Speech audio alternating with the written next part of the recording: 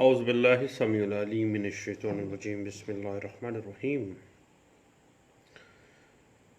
एक अहम प्रीपोजिशन थी मॉर्टगेज प्रॉपर्टी। अगर मुश्तरका प्रॉपर्टी है तो उसमें हर को शेयरर के हिस्से की हद तक मॉर्टगेज लायबिलिटीज़ इस तरह से स्टैंड करती हैं। एक केस में आसानी के लिए मैं बयान कर देता हूँ। एक शख्स था हाशिम। हाशिम ने अपनी 3 दुकानें एमसीबी बैंक के पास 3 लाख रुपए के एवज मॉर्टगेज रखवा दी।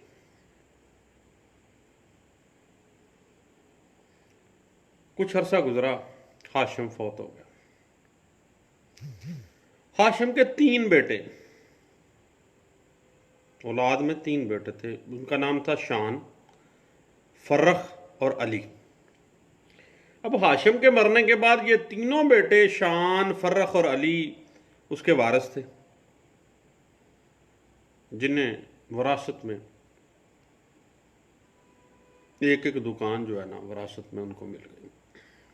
3 दुकानें छोड़ के मरा था। अब एमसीबी बैंक ने क्या किया? एमसीबी बैंक ने अपनी मॉर्टगेज मनी वसूल करने के लिए अदालत से डिग्री हासिल करके हाशिम के एक बेटा जो शान है उसकी दुकान की फरोख्तगी का हुक्म हासिल कर लिया, क्योंकि उस वक्त तक वो 3 लाख रुपए से जायद की हो चुकी थी। क्योंकि आपको पता है कि सेटल्ड लॉ है कि मॉर्टगेज प्रॉपर्टी में से किसी हिस्से की भी फरोख्त करके ना अपना मॉर्टगेज मनी वसूल कर सकता है। हाशिम खुद तो 3 लाख लेके मर गया बेचारा, 3 दुकानें छोड़ गया, 3 बेटे छोड़ गया। एमसीबी बैंक वालों ने उसका जो मंझला बेटा था जिसका नाम शान था, उसकी प्रॉपर्टी नीलाम करके दरे मॉर्टगेज मनी वो जो है ना उसकी डिग्री हासिल कर ली, क्योंकि वो कर सकता है किसी भी हिस्से की, कानून उसको इजाज़त देता है मॉर्टगेजी को। अब बैंक ने तो अपनी मॉर्टगेज जो मनी थी वो बाजियाबी की कार्रवाई करनी थी, नीलामी हुई, फरोख्त हो गई। बैंक अपने 3 लाख वसूल करके बमासूद फारिग हो गया। अब प्रॉपर्टी बिक गई जो विरासत में मिली थी शान की। बाकी जो 2 भाई थे ना, बड़ा और छोटा, एक फर्रख और एक अली, अब उनकी जो विरासत की दुकानें थी दोनों की वो महफूज रह गई। शान की जो विरासत थी वो तो बाप के कर्ज की अदायगी में बैंक नीलाम करके बेच के चला गया ना। अब कानून के मुताबिक तो हर वारिस को उस मॉर्टगेज मनी में 1-1 लाख रुपए अदायगी करनी होती है, लेकिन बैंक ने क्या किया, एक दुकान जो शान के नाम पे आई थी वो बेच दी। अब शान बेचारा परेशान और अली और फर्रख देख रहे हैं हमारे भाई की प्रॉपर्टी बिक गई है, वो चुप करके मिसने होके बैठ गए हैं। अब कानून शान बेचारे को क्या रेमेडी देता है जी? इस हवाले से transfer of property act 1882 section 82 जो है, जो कि contribution to mortgage debt for redemption of mortgage property के हवाले से हमें कुछ गाइडलाइंस दे देती है कि जब भी कभी कर्ज की वसूली का मामला आ जाएगा उसमें जो को शेयरर्स हैं उन्होंने कंट्रीब्यूट किस तरह से करना है, या जो वरसा हैं मॉर्टगेजर के, या मॉर्टगेजर अगर ज्यादा हैं तो उन सब का हिस्सा डेट के अंदर, उस कर्ज की अदायगी के अंदर जो मॉर्टगेज मनी ली हुई है वहां पे किस तरह से वो कंट्रीब्यूट करेंगे। सेक्शन 82 ने शान को एम्पावर कर दिया, इस्तेहकाक दे दिया इस चीज़ का कि वो अपने भाई फ़र्ख और अली, जिनकी प्रॉपर्टी तो महफूज रही विरासत में मिलने वाली, उनसे वो 1-1 लाख रुपया जो है ना वो वसूल कर सकता था। ना जितना भी उसका बैंक ने जो भी उससे ले गया है, 3 लाख कुछ हज़ार रुपये ऊपर भी, तो वो 1 लाख 10-10, 20-20 हज़ार रुपये उनसे वसूल कर सकता था।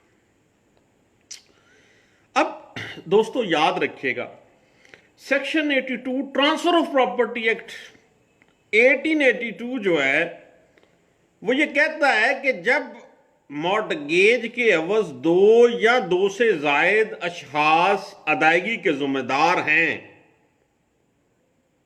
और मॉर्टगेज मनी की अदायगी एक बंदा कर दे, तो जो दूसरे जिम्मेदार शख्स है ना, उससे भी वो जिसने की है अदायगी, वो अपना ज़रे रहन का हिस्सा की रकम वसूल कर सकता है।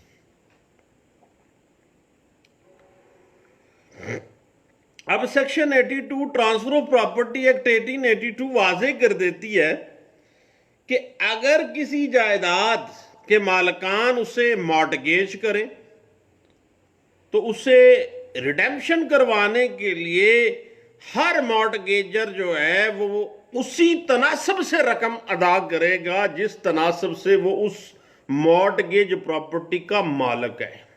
हिस्सा बराबर जुस्सा, हम आसान ज़बान में इस तरह कहते होते हैं, पंजाबी में हिस्सा बराबर जुस्सा आपने अदायगी करनी है, कंट्रीब्यूट करना है। अब इसी तरह अगर एक प्रॉपर्टी को रहन दर रहन रख दिया जाए, ये भी यहां पे मामला आ जाएगा सेक्शन 82 में ही, कंट्रीब्यूशन टू डेट में ही। अगर एक प्रॉपर्टी को मॉर्टगेज के ऊपर मॉर्टगेज रख दिया जाए तो हर मॉर्टगेजी को उससे इसी तनासब से उस मॉर्टगेज प्रॉपर्टी से इस्तिफादा हासिल करने का हक है जिस तनासब से उसने मॉर्टगेज मनी पे की हुई है। अब ये जो तनासब का मामला है ना, इसको कंट्रीब्यूशन टू डेट कहते हैं। इसकी अगर आप इंटरप्रिटेशन देखना चाहते हैं ना साहिब, तो PLD 1950 Dhaka high court page 31 है। उसके अलावा all India reporter 1936 Madras high court page 106 है।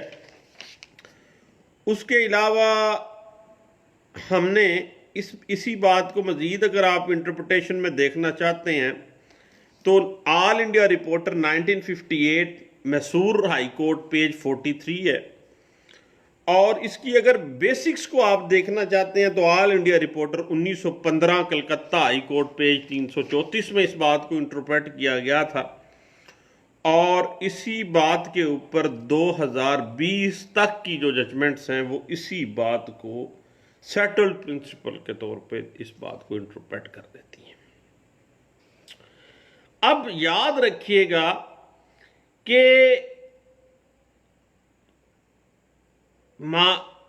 पार्टीज जो हैं उनके दरमियान कोई बरअक्स शराइत तय पाई हैं तो यानी अगर ये शराइत तय पाई हैं कि जी एक ही बंदा जो है ना वो अदा करेगा, या एक बंदे को कोई कंडीशन एक दूसरे के साथ अगर कोई एग्रीमेंट कर लिया है, तो फिर ऐसी सूरत में जो है ना ये कंट्रीब्यूशन वाला मामला जो है वो हक पैदा नहीं होता है। और अगर एक जायदाद के कई मालकान जायदाद को मॉर्टगेज कर देते हैं और हर मॉर्टगेजर जो है ना वो जायदाद को अपने अपने हिस्से के मुताबिक मॉर्टगेज मनी अदा करके वापस लेगा। अगर एक बंदा कर भी देता है तो फिर वो दूसरों से वसूली करने का इस्तेहकाक रखता है। और अगर मॉर्टगेज एक से ज्यादा लोगों को मॉर्टगेज कर दी गई है तो जिस मॉर्टगेजी ने जितनी कंट्रीब्यूशन जितना पैसा दिया है ना मॉर्टगेज मनी के तौर पे, उतना वो उस मॉर्टगेज प्रॉपर्टी से इस्तेफादा कर सकता है, उसी तनासब से कर सकता है। और उर्दू में इस बात को असूल हिस्सा रसदी भी कहते हैं हम लोग। मॉर्टगेज के मुख्तलिफ जो केसेस होते हैं उसमें इसको कंट्रीब्यूशन का जो वर्ड है उसको, यानी कर्ज की अदायगी जो है, रहन के कर्ज की अदायगी का हिस्सा रसदी इसको हम कहते हैं, कि किस तरह से कंट्रीब्यूशन किस तनासब के साथ इसको देखा जाएगा। और ये बड़ी एक टेक्निकलिटी सी है मॉर्टगेज के अंदर, जो कि section 82 transfer of property act 1882 जो है वो हमें हेल्प आउट कर देता है और ये मामला जो है सॉल्व आउट हो जाता है।